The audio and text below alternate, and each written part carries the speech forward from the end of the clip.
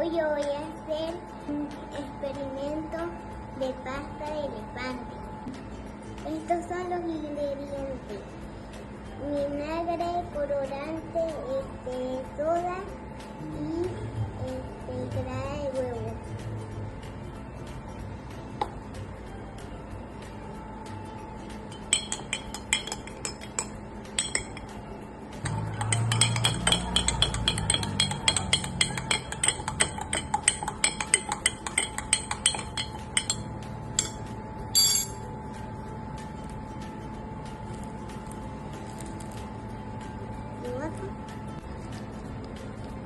¡Se vuelve rojo!